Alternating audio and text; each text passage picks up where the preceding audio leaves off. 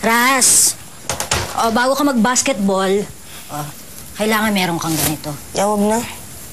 Bakit naman? Papawisan ka. Yayagay, parang ayoko na mag-basketball. Bakit naman? Samantalang nabubuhay yung mama mo, kahit pinagbabawalan ka, gustong-gusto mo. Yun nga po eh. Kung naging mas masunurin ako, di po kaya di sila agad nawala?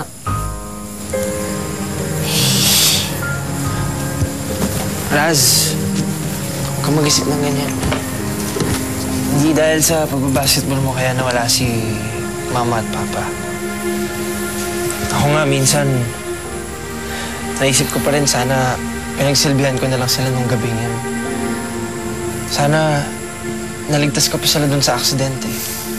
Siguro, nadala ka pa sila sa ospital. Ellie, hindi mo kasalanan. Huwag kang mag-isip ng ganyan, ha?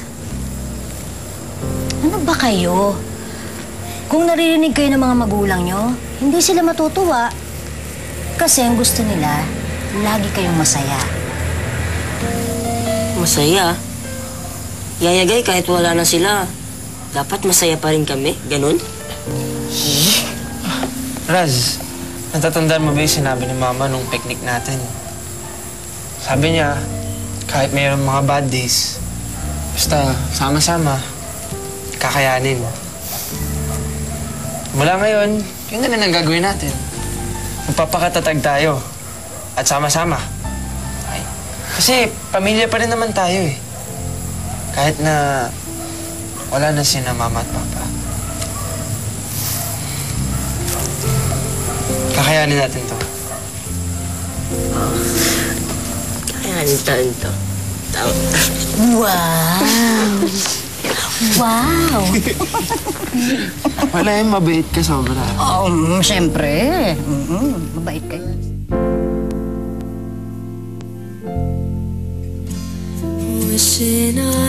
Nasa bahay ang puna na naman pala si Ate Jazz eh. Siguro kaya doon siya lagi kasi pakiramdam niya mas maraming nakakaintindi sa kanya doon. Sana mas maging okay na ulit sila. Sana bumalik na sila ng dating closeness nila. Sana maging kasing saya na rin na dati si Pare Koy.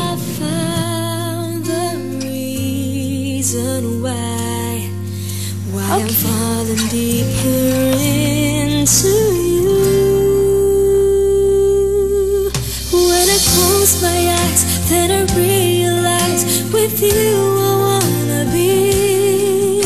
And with open arms, I'm waiting for the hour, for the time.